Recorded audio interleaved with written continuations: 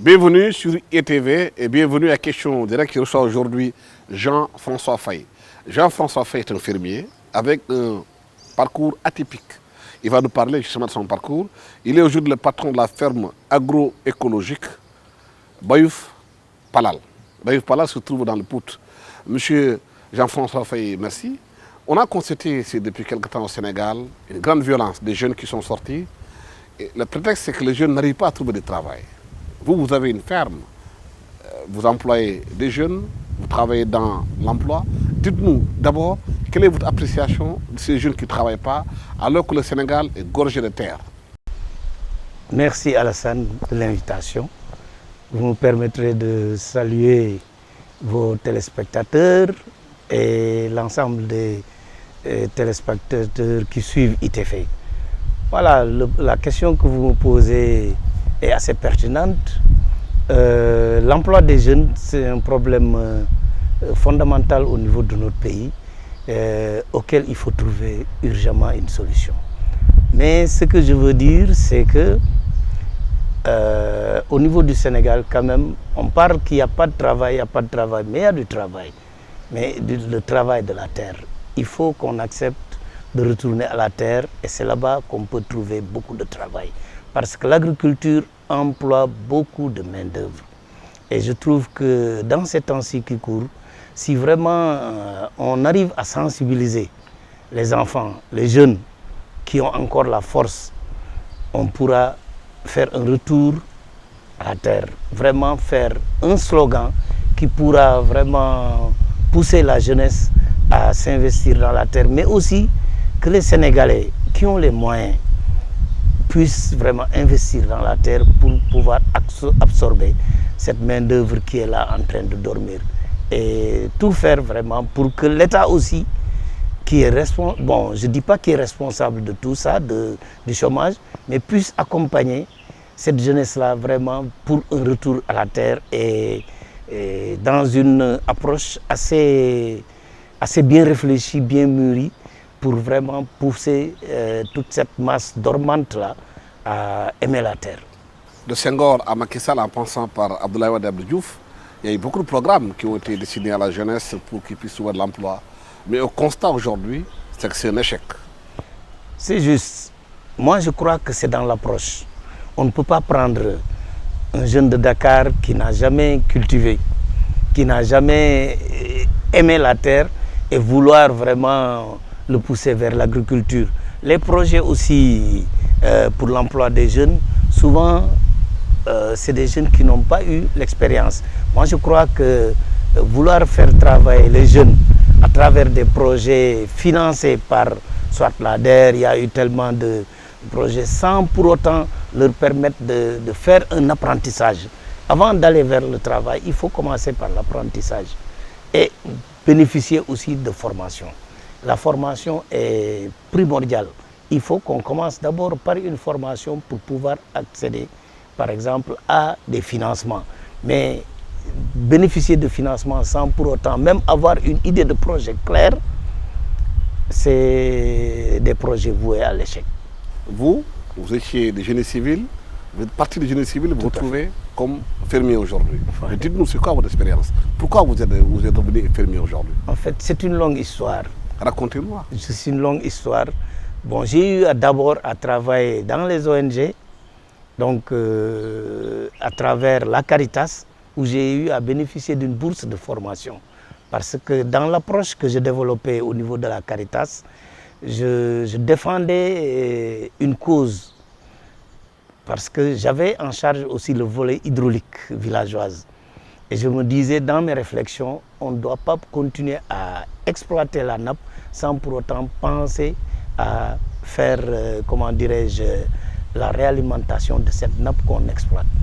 Et j'avais développé dans un programme d'hydraulique villageoise, un programme de retenue d'eau. Et lorsque j'ai présenté ça aux bailleurs de fonds, ils ont aimé l'approche que j'ai pu développer. Et ils m'ont dit, Monsieur Faye, on ne peut pas vous laisser en tant que technicien du génie civil comme ça. Vous devez aller au-delà. Donc il vous faut une formation en agroécologie. En ce moment, c'était vers les années 94. J'ai eu à bénéficier de cette formation. Je crois que vous connaissez Pierre Rabhi, un grand penseur, un philosophe, qui a fait des expériences au niveau du Burkina à l'époque et qui a créé un centre au niveau de Montpellier qu'on appelait le CIEPAD. C'est là où j'ai eu à faire ma formation en agroécologie. Et à la fin de cette formation, je me suis dit, arrivé au Sénégal, il faut que je fasse des expériences, que je montre qu'on peut, avec de maigres moyens, de faibles moyens, transformer notre environnement. À l'époque, il y avait la sécheresse. Donc c'est de là que j'ai pris mon propre initiative pour créer cette ferme, avec mes propres moyens. Et la ferme, bon, si j'étais venu avec des photos, vous verrez le début. Il n'y avait rien, absolument rien. Et c'est avec de maigres moyens que j'ai pu m'investir dans cette terre-là pour la transformer. Et là-bas, actuellement, vraiment, c'est un havre de paix avec beaucoup d'arbres, des arbres fruitiers. Et j'ai préféré vraiment, à un moment donné, aller m'investir dans cette terre-là. Mais qu'est-ce que vous faites dans la ferme comme culture, comme activité? Comme activité, il y a l'arboriculture fruitière, il y a l'élevage. Bon, au niveau de l'élevage, il y a deux volets. Il y a l'élevage des porcins, mais aussi il y a l'élevage de la volaille. Il y a aussi l'élevage des chiens de race. Donc pratiquement c'est surtout ça que je fais. Mais bon, là c'est la première étape. Mais dans un futur prochain, je veux aussi en faire vraiment un lieu d'accueil et d'hébergement. Parce que avec l'environnement qu'on a actuellement dans cette ferme, je reçois beaucoup d'amis qui me disent, mais Jean, qu'est-ce que tu attends pour nous faire des cases ici pour qu'on puisse venir nous reposer? Voilà, donc c'est un projet intégré où il y a l'agriculture, l'élevage, il y a aussi la, la culture des plantes médicinales. Donc je m'investis beaucoup aussi dans la culture des plantes médicinales. Vous faites aussi de la transformation? Je fais aussi de la transformation. Quel genre de fruits sont transformés? Tous les produits de la ferme sont transformés en jus, en sirop, en confiture. Par exemple, la mangue, nous faisons de la confiture de mangue, nous faisons du nectar de mangue, nous faisons du jus de mangue, nous faisons, le jus pressé de pamplemousse et de citron. Nous faisons aussi le sirop de pamplemousse et de citron. Mais aussi, la viande est aussi transformée. Parce que je fais des saucisses de la viande de porc. Je fais aussi du pâté de porc. Pour l'instant, au niveau de la viande, j'en suis là. Mais aussi, on fait de la grillade de porc, mais aussi des poulets. Mais comment vous arrivez à transformer vos fruits? Vous avez des machines pour le faire ou bien vous allez quelque part pour le faire, pour le transformer? Bon, pour la mangue, je travaille avec le CRE, le centre d'expérimentation de Pout, bon, qui a du matériel et c'est là-bas où on m'aide à le faire, à transformer, à extraire la pulpe de mangue. Mais pour ce qui est de la pamplemousse, j'ai acheté moi-même de petites machines, des presses à jus que j'utilise pour pouvoir extraire, le jus de pamplemousse, le jus de citron. Mais il paraît que le centre qui a pour de transformation, c'est un centre de haute qualité, mais non utilisé. Les fermiers ne l'utilisent pas. Pourquoi? Voilà, donc j'ai eu à même parler, à échanger avec le président de l'organisation des producteurs de poudre pour que les producteurs s'organisent autour de ce centre et puissent transformer tout ce qui est fruit à poudre. Si vous voyez à Pout la multitude de fruits qui pourrissent au niveau des fermes, des champs et autres, mais c'est incroyable. Alors que cette unité, moi je crois que l'État l'a mis là-bas pour pouvoir aider les gens. Mais peut-être que c'est un problème d'information, je me le dis. Mais franchement, c'est un outil qui est là-bas, qui doit pouvoir booster la transformation de tout ce qui est fruits et légumes. Mais est-ce qu'aujourd'hui, Pout peut être une plateforme de création d'emplois pour les jeunes. Est-ce qu'aujourd'hui, vous, en tant que fermier, vous recevez des jeunes dans vos fermes pour les former, pour les aider à avoir du travail, à avoir maîtrisé un outil pour pouvoir demain se servir de leurs mains? Tout à fait. Donc, au niveau de ces fermes, bon, les jeunes doivent pouvoir venir travailler.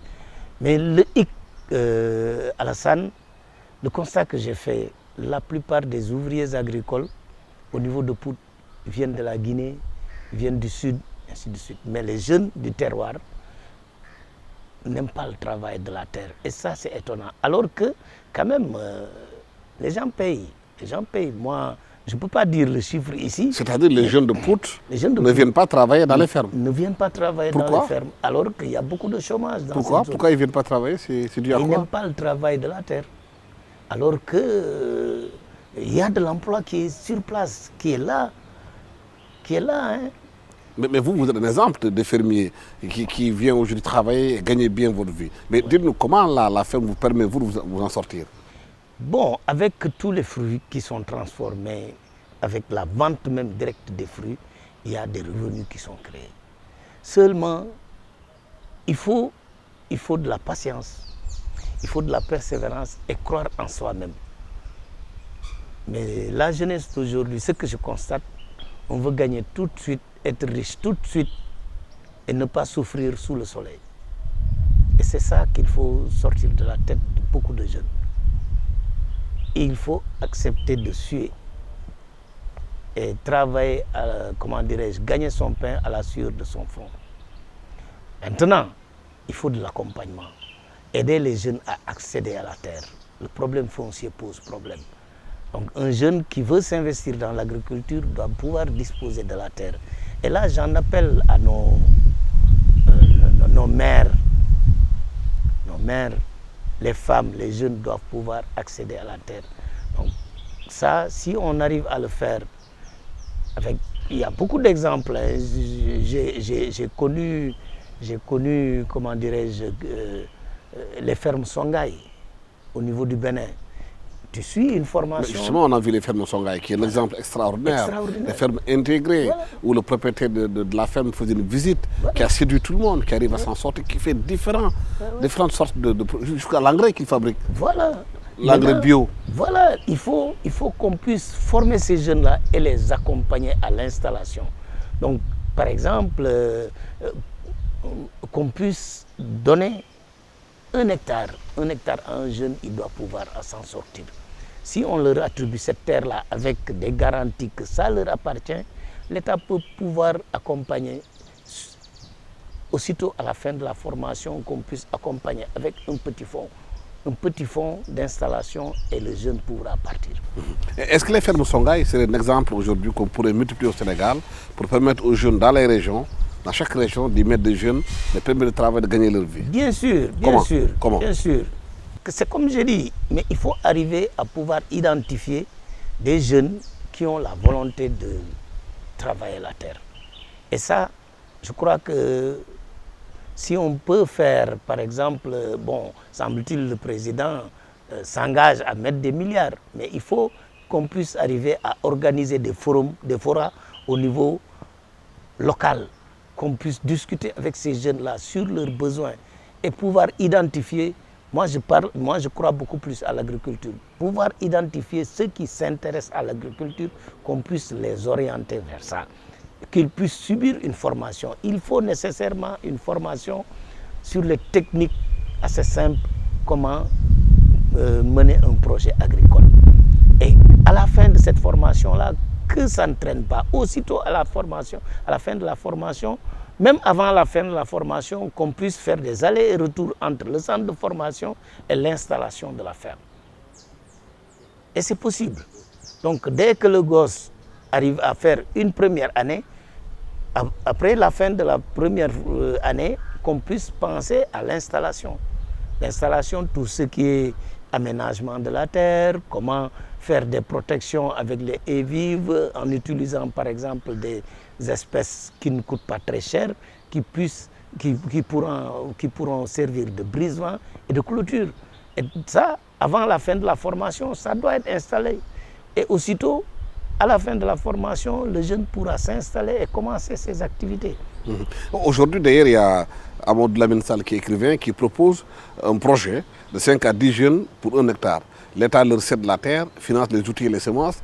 Les jeunes remboursent au bout de 3 à 5 ans chaque champ de labour ou maraîchage, à eux de choisir ce genre de situation. Est-ce que c'est possible de le faire? C'est possible. Bon, moi, 1 hectare pour un jeune, je doute.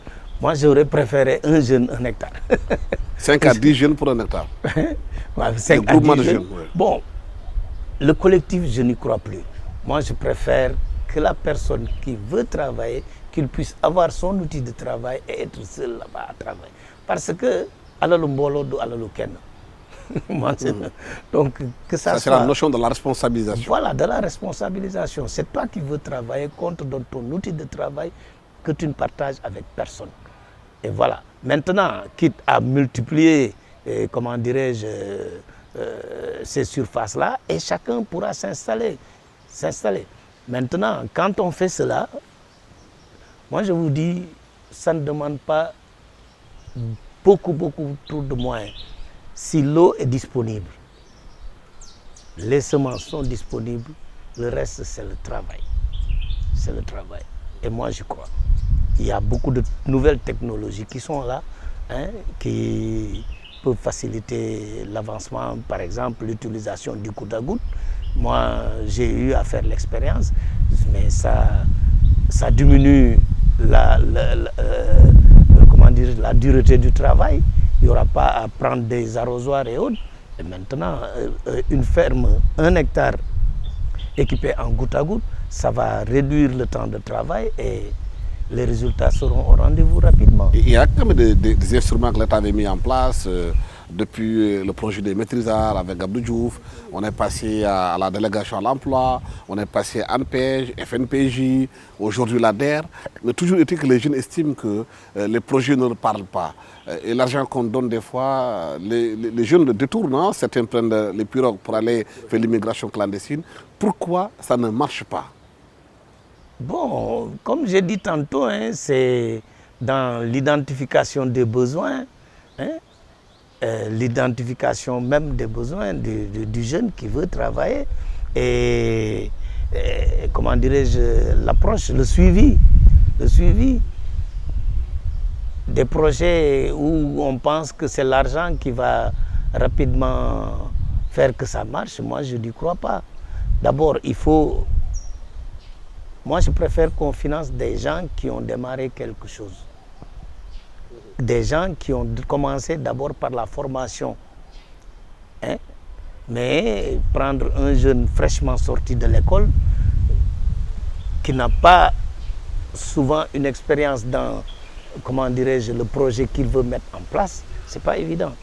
Moi, je crois qu'il faut d'abord, avant que les financements ne tombent, que ce jeune porteur de projet puisse au moins s'exercer auprès de quelqu'un qui a une expérience avérée dans le projet qu'il veut mettre en place. Il faut un temps d'apprentissage, de pratique.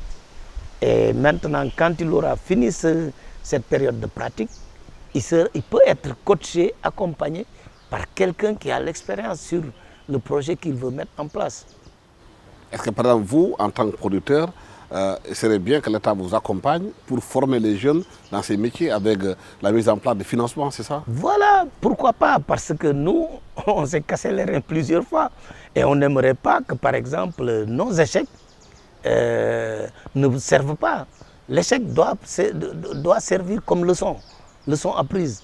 Donc, à partir de tout ce qu'on a vécu dans notre parcours, on pourra orienter le jeune stagiaire, le jeune qui veut s'implanter, qui veut s'installer, ou bien qui a un projet en vue, on peut l'accompagner, on peut le coacher. Nous devons pouvoir servir de coach pour cette jeunesse-là qui veut s'installer. Est-ce qu'il n'y a pas aussi un autre problème beaucoup plus profond que ça? L'accès au foncier, vous l'avez dit, des Sénégalais qui détiennent des terres, qui ne les exploitent pas et qui refusent qu'on les exploite, en disant que c'est les terres de leurs parents, alors que c'est le domaine national.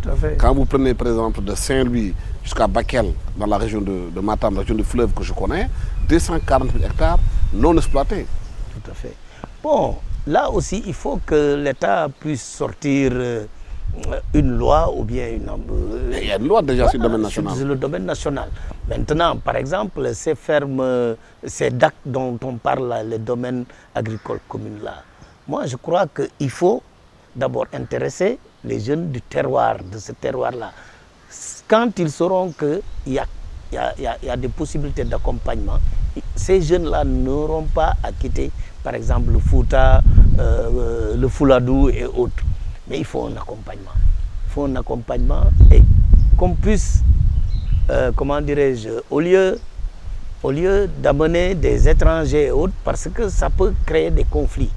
Mais les jeunes du terrain, qu'on commence vraiment avec ceux qui habitent la localité, qu'on puisse les aider à s'installer. Parce que moi, ce que je vois au niveau du Sénégal, depuis Kédougou jusqu'à Saint-Louis, mais on a de l'eau. Vous prenez le Fouladou, vous prenez le bassin de l'Anambé, et c'est des hectares de terre, des hectares de terre. Mais on a une main-d'œuvre là, qui est morte, alors qu'il y a du travail à faire. Moi, je crois qu'il y a ce travail de sensibilisation à faire. Il faut qu'on puisse montrer aux jeunes, par des exemples, hein, quand on arrive à identifier des jeunes qui veulent retourner à la terre, on peut leur faire visiter des fermes, par exemple, des jeunes qui ont réussi. Il y a des jeunes au Fouta qui sont sortis de l'université et qui se sont installés. Ces gens-là, on doit les montrer en exemple et qui peuvent vraiment coacher les jeunes qui peuvent... donc il y a tout le peu de communication qui va mettre en place pour changer l'image du fermier, qu'on puisse savoir que vous pouvez cultiver la terre et gagner votre vie. Que d'ailleurs, le fermier, c'est l'une des personnes les plus importantes. Quand vous allez aux États-Unis, les fermiers sont très puissants. Alors chez nous, ils sont considérés comme étant des paysans. C'est cette image-là qu'il faut changer. Faire comprendre aux gens que celui qui travaille la terre, c'est celui qui nourrit le monde. Les fermiers, moi, si j'ai osé faire ce pas-là, c'est parce que j'ai vu en Europe comment vivent ces fermiers-là. C'est ça qui m'a vraiment poussé. Et maintenant, il faut montrer aux jeunes du Sénégal que travailler la terre, ce n'est pas une honte. Qu'il y a des possibilités d'avoir des millions. Prenez les jeunes qui se sont installés, comment dirais-je, dans le Gouloumbou et autres, qui travaillent la banane. Mais quand tu t'assois avec eux, ils parlent en termes de millions. Non. Ils gagnent des millions. En termes de millions. Quand ils te parlent d'argent, c'est en termes de millions. Donc, pour vous montrer que l'argent est là. Et c'est ça qu'il faut, par exemple, au niveau de vos émissions à la télé et autres, il faut vraiment occuper l'espace avec des émissions pareilles et montrer des exemples. Des gens, par exemple, qui ont réussi dans l'agriculture, des jeunes qui ont réussi dans l'agriculture. Et il y en a. Il y en a. Et vous gagnez bien votre vie avec votre femme? Moi, santé Yalla. Je rends grâce à Dieu. Franchement, bon, mais je ne dirais pas que je suis autosuffisant. Je demanderais au moins si, par exemple, j'avais encore un peu d'appui de l'État, un coup de pouce, mais je vais m'envoler, comme le dit Youssou Ndour. Mais dites-moi. Ça me permettrait de recruter beaucoup plus de main-d'œuvre dans ma ferme. Oui, mais il y a un constat aussi. Vous arrivez à initier vos enfants aussi, voilà, à faire aimer la terre. Vous savez, vos filles, voilà, dans votre ferme, certaines s'occupent de l'étiquette, voilà, votre femme fait les saucisses, c'est ça? C'est ça. C'est un projet familial. Par exemple, quand tu mets en place cette entreprise familiale, mais tu intéresses les enfants. Par exemple, chez moi, tout ce qui est, par exemple, commercialisation, j'ai ma fille à Dakar qui s'occupe de ça. Je produis, je lui envoie, elle vend. Et elle m'a dit franchement que... Et ça marche?